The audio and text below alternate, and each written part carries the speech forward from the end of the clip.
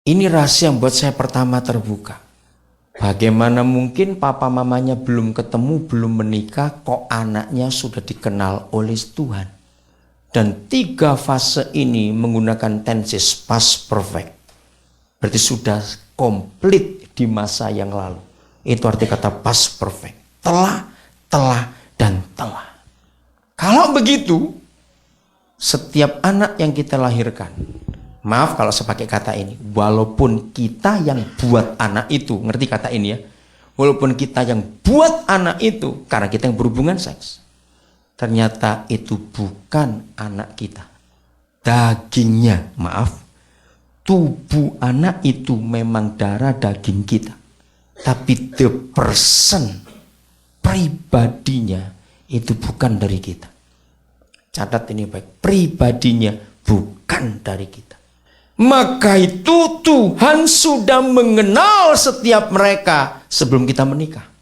Dahsyat sekali. Mari kita buka Efesus 1 ayat yang keempat, saudara.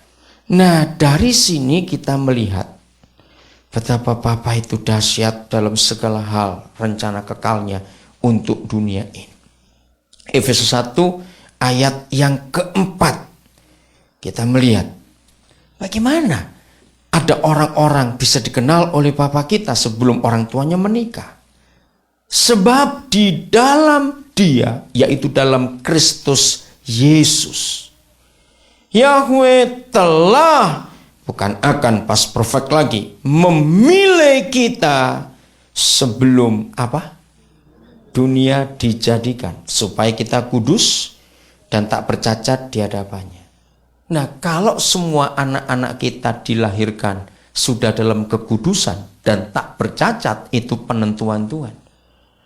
Maka punya 20-30 anak seperti itu nggak akan bermasalah. Betul nggak? Karena anak-anak itu hebat. Nah, kalau firman ini berkata kepada kita, sebelum dunia dijadikan, Dia sudah memilih kita. Wah, ini pikiran yang sulit dimengerti. Berarti Adam dan Hawa pun belum ada. Ya tidak, saudara? Nah, secara gampang jawabannya, maka bukan fisiknya yang dikenal oleh Papa, tapi personnya, pribadinya. Ini sudah ada. Jadi sampai sekarang ini di sorga entah masih berapa banyak pribadi yang belum dilahirkan. Kita nggak tahu, itu urusan Dia. Hebat sekali Tuhan kita. Maka itu Dia benci pengguguran kandungan. Bahkan saya menentang family planning atau KB. Karena itu membunuh anak-anak ini. Jangan takut. Kalau kita benar, anak-anak kita nggak akan bermasalah. Kalau kami nggak punya anak, tapi Tuhan percayakan kami ratusan anak, saudara. Maka itu sungguh kami bersyukur untuk kepercayaan Tuhan ini. Nanti saya akan ceritakan kepada saudara beberapa di antara mereka yang sampai hari ini Tuhan sudah pakai mereka secara luar biasa. Berapa orang sekarang sedang menulis buku tentang anak-anak itu. Saya beri kesempatan untuk mereka mewawancari anak-anak itu yang tersebar di banyak tempat khususnya di Indonesia. Karena berapa orang ini kagum. Karena rata-rata anak-anak yang Tuhan berikan kepada kami, anak-anak dari keluarga yang hancur.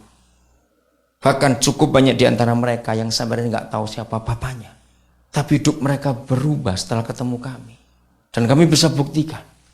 Ada ayat-ayat yang saya pegang dalam pelayanan ini. Dan mereka yang Tuhan berikan kepada kami nggak sekedar kami ambil saja begitu. Tapi kami mendoakan destininya masing-masing, saudara. Untuk mengetahui kemana Tuhan tetapkan mereka sejak mereka belum lahir. Dan di situ kami melihat bagaimana mereka itu, kalau saya memakai bahasa yang paling jelek, tidak ditentukan oleh siapa yang melahirkan mereka. Tetapi mereka ditentukan oleh siapa yang membapai mereka. Ini kata yang luar biasa saya temukan dalam firman Tuhan.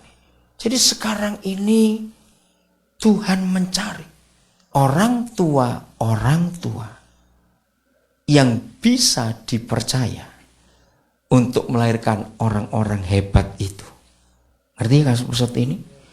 Dan orang-orang ini pasti akan menjadi the history makers. Pasti akan menjadi pembuat sejarah. Hebat sekali. Hari ini kami dapat kesempatan tadi diantar oleh Aldo, lalu ditemani oleh Bobby dan Andre. Kami masuk ke Independence Hall. Saudara, di situ kami belajar. Orang-orang yang ditetapkan Tuhan. Ketika mereka pada tahun 1770-an itu bisa punya visi besar untuk Amerika. 200 tahun lebih yang lalu, mereka sudah melihat Amerika akan jadi sebesar ini loh saudara. Maka itu yang orang Philadelphia belum pernah masuk itu keterlaluan saudara. Saudara, jahat betul saya berkata. Tinggal di kota ini saudara nggak pernah tahu sejarah negara ini, jahat saya berkata. Biar tersinggung situ, bertobat sekali. Loh bener, karena tadi 2 orang ngajak saya, ini anak-anak ini nggak pernah masuk ke situ. Keterlaluan kamu, saya bilang begitu. Benar saudara, saya tadi begitu bangga ada di ruangan bagaimana negara ini lahir. Saya berkata pada penjaganya, wow, begitu simpel tempat ini, cuma dari kayu. Tapi itulah tempat kelahiran negara besar ini. Kecil, sederhana sekali. Saya perhatikan lampunya sengaja. Dari dulu memang nggak ada listrik, nggak ada kabelnya yang nyambung ke situ. Pakai lilin semua. Seperti aslinya pada 200 lebih tahun yang lalu. Nah, ada orang-orang besar yang hebat sekali memikirkan negara ini. Mereka sudah punya visi, saudara. Dan itu tulisan tahun 17-an yang lalu. Waktu tadi saya baca, saya berkata kepada mereka, lihat. Berarti mereka sudah lihat sekarang. Dari 200 tahun yang lalu. Dan kita bersyukur mereka adalah anak-anak Tuhan. Dan itu hebat sekali. Lalu Paulus bawa kami ke rumahnya Petrus. Dan kami melihat bagaimana dia menjahit bendera yang pertama itu. Kami lihat sejarah yang luar biasa. Saudara, ternyata pendiri Amerika ini dikuasai oleh the Quakers. The Quakers dalam sejarah Amerika adalah orang-orang Kristen yang begitu taat kepada Tuhan. Orang-orang yang sangat hormat dan tunduk pada otoritas firman ini. Dan itu sejarah. Maka itu kita harus melihat sejarah itu. Baik, saya kembali lagi kepada kebenaran ini.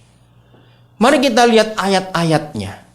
Bahwa Tuhan mencari calon-calon papa mama yang layak dipercaya untuk dititipi anak-anak yang hebat, yang pribadinya sudah ada di surga sejak dunia belum dijadikan.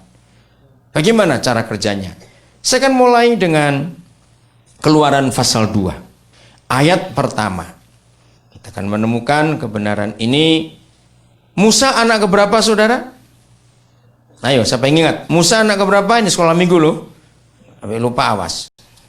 Anak ketiga. Jadi sudah ada Harun dan Miriam lebih dulu. Tapi ketika Musa dilahirkan, ini yang diteliti, yang ditulis dengan jelas.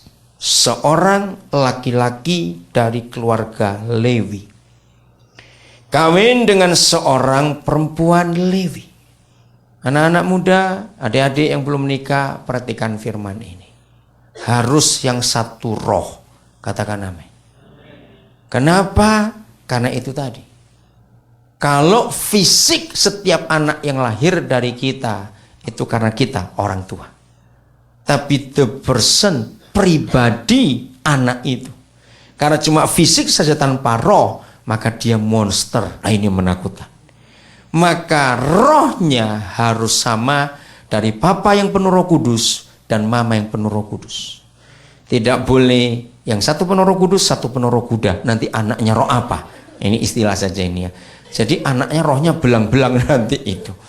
Maka itu tidak boleh dengan tidak seiman. Seorang laki-laki dari keluarga Lewi kawin dengan seorang perempuan Lewi. Lalu mengandunglah ia dan melahirkan seorang anak laki-laki, dan seterusnya saya nggak usah baca. Jadi ketika penentuan surga sudah datang, yaitu Musa harus dilahirkan. Kenapa? Inilah destiny setiap anak.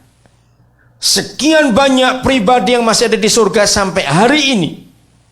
Masing-masing mereka punya destiny. Lahir di mana, untuk apa? Ini yang penting. lahir di mana, untuk